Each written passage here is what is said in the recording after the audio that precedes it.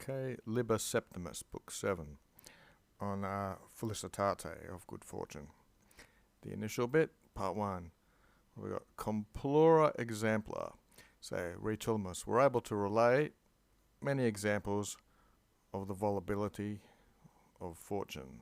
It's volatilities, probably in English, is it? Constant, so what have we got? Porca, a few, ad modum fully, are able to be narrated with its constant propitiousness, of its favour. That's an adjective that's probably used substantively. Quo, it's got many uses, probably means by which.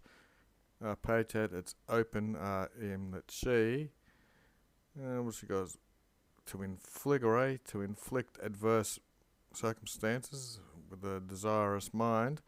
So it looks like with the desirous mind, she's desiring openly to inflict adverse things. And Parco, sparingly, she distributes or attributes secundus, which means favourable reses, favourable circumstances. Iadem, the same fortuna, when, what have we got a verb here, when she orders for herself to be obliviscore, to be forgetful of the malignities, these are the bad deeds she's done, non solum, not only plurima, many, and maxima, and great ones, but even perpetual bona, good things she congregate, she heaps up. Vidiamus, subjunctive, say, let us see, therefore then, ergo, quot, how many gradibus, in stages or something, or steps of beneficorum, of beneficial things, that Q Metallus, from his primo die of origin, from his first day of being born, you might want to say, continually through to the ultimate, to the last time of his fate, never, numquam, was with a ceasing indulgence, so it looks like fate never ceased with indulgence, to the summum cumulum, to the highest accumulation she fate led him of his blessed life. Okay, nasciim, for him to be born in the principal city of the world.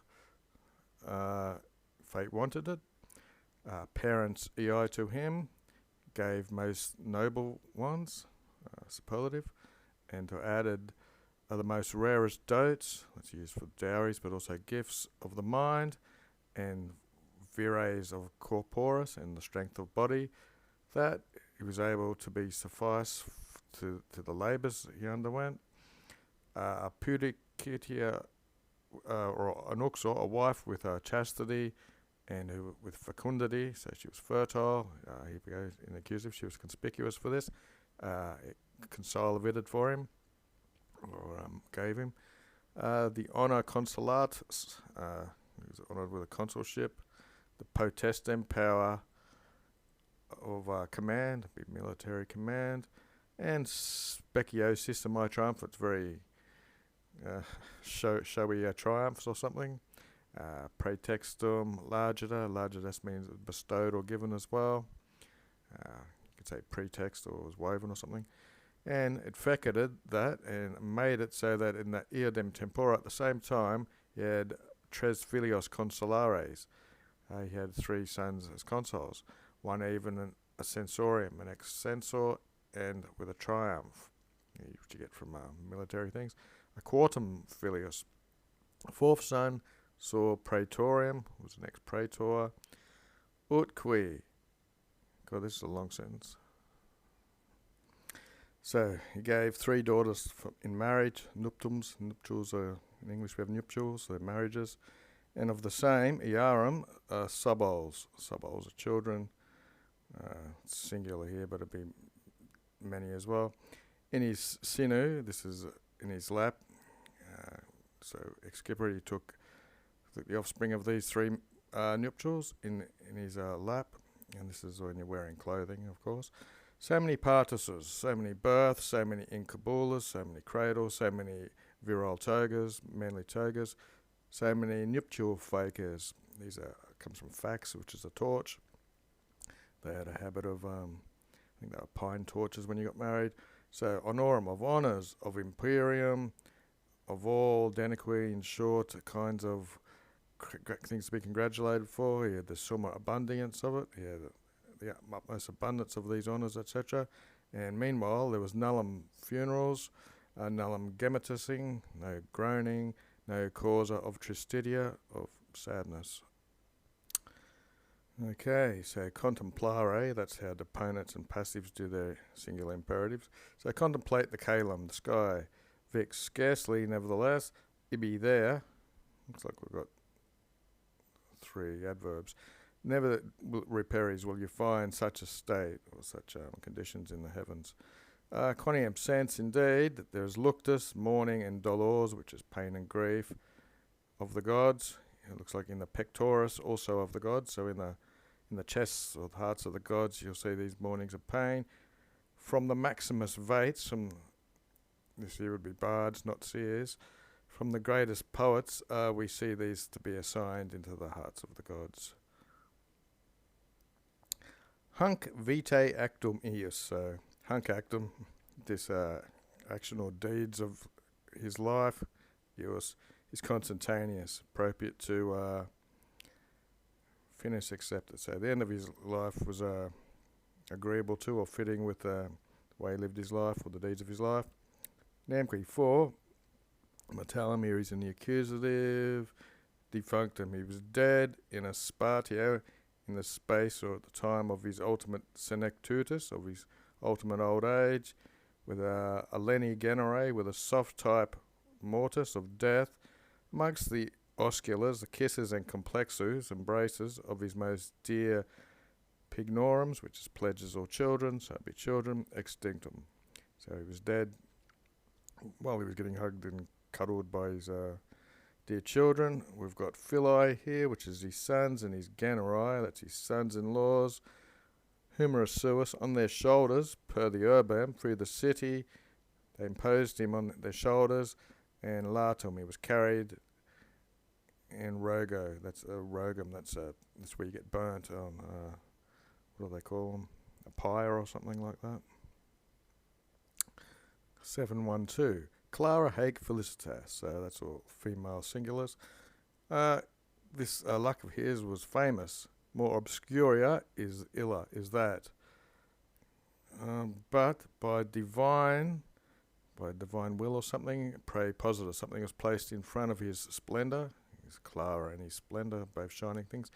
For when Gyges, in the regno of Lydia, in the kingdom of Lydia, most abundant in arms and riches, armus and divitas. He was in flatus, he had a big head swell in his animo, in his heart or soul. He had venerated, he had come schiscatatum, asking a question of Apollo Pythia. That's one of the places you go to get divine answers, what do they call them, prophets or whatever. And whether aliquis anyone of mortals was more felicia than him, more luckier than him. The deus, the god, from his abdido, from his hidden away specu, from his hidden away cave, which was sacred and holy, voca was missed. With the voice sent out, or the god sent out, that praetulating to him, being preferred to him, or in front of him, was agluam Pisopodium, whoever that is. He, looks like a description, he was the most pauperissimus, the most pauperimus, because when you have these double R's, that's what the ERs turn into with their superlatives. He's the most poor person in Arcadia, which is a region around Athens, I believe. But already in age, he was a senior. He was an old man. And numquem, never had he accessoriated, exceeded, or gone outside the terminus, the boundaries of his little agelai, of his little farm. He was content with the fructibusses, with the fruits of his little farm, par ulai rurus. Rurus means countryside, it can also mean your farm, and voluptibusses in pleasures, with the fruitful pleasures of his little farm, you might want to say. Virum profecto. But assuredly, the finem of a blessed life, Apollo, he'd be the nominative, not the adumbrum, not the shadowiness of an oracle. He embraced in his sagacity, in his wisdom, the end of the blessed life. Okay, that's the whole sentence. Quo circa. For this reason, insolently, with the fulgor, the shining of a glorious future or boasting future, he responded. This bit Apollo's responding. Magus se proba. More he approves with the security, laughing, of a heart, Tagorium, than the tristem, than the grimness of cares and solicitudinibusses in a palace. So the God approved more of this.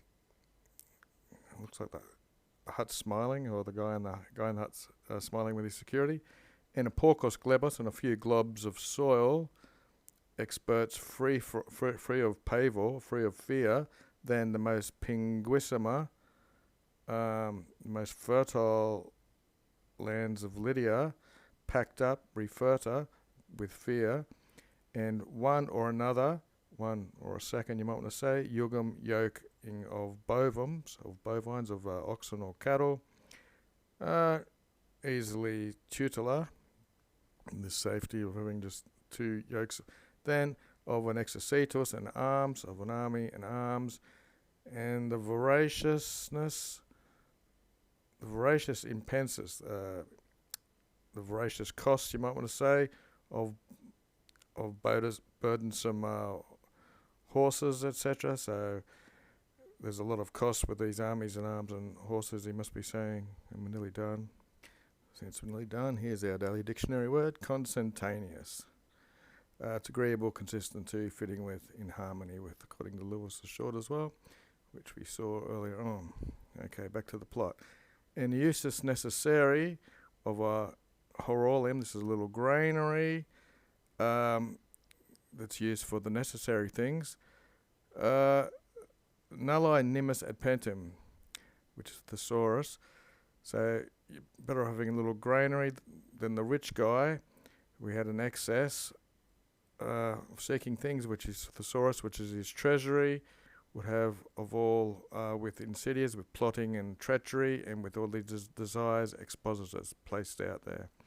So again, he's just comparing things. It's better off for the poor man who has a little granary with everything he needs, rather than a huge thesaurus, a huge treasury. And so, ita Gyges, thus Gyges, the guy we're talking about, while he was concupiscing to have the god, or is desiring to have the god as an ad stipulator, which is a noun, someone who's agree with or approves of something, of empty opinions or of vain sentiments or whatever. So he wanted to have the god back him up for all these vain things. But he learnt ubi nem where, solid and sincere felicitas, good luck, didicit. He learnt where you could find this good luck. It was with a poor person. And that's it.